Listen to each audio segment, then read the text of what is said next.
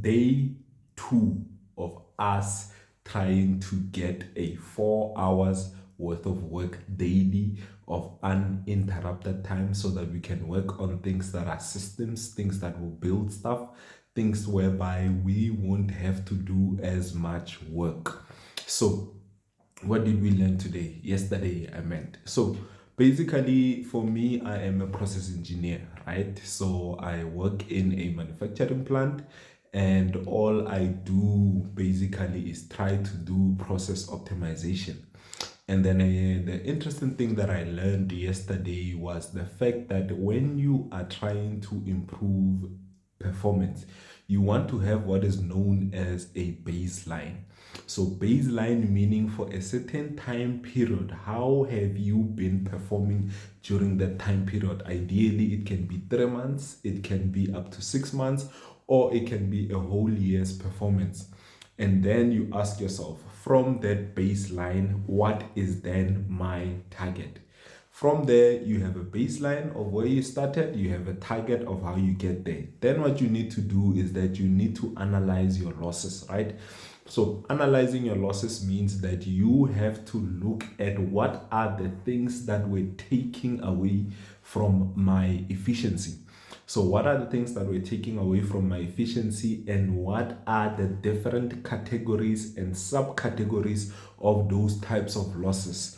Then you look at where your baseline is and what you need to get to, and then you say, from my losses and from my categories, what are likely the top 3 that I can chase, that at least, because sometimes, when you look at a time period for 3 months or like 6 months or 1 year, you will find that you will not necessarily completely eliminate the loss. But what you can do is say, let's say I reduce that loss by 50%. So from your top 3, how can I reduce those top 3 categories of losses by 50%? And then you just keep asking yourself, if I eliminate 50%, sometimes it can go up to 75%. If that loss is like literally taking up almost 75% of your actual losses, and then you just build a glide path from that. So you take your baseline, this is where I need to be. From my loss categories, how will those loss buckets actually, if I eliminate 50% of them, how will I get to where I want to be? So that's quite something interesting that I learned yesterday, and I am actually going to work on developing what is known as like your own efficiency improvement plan in your company or in what you do.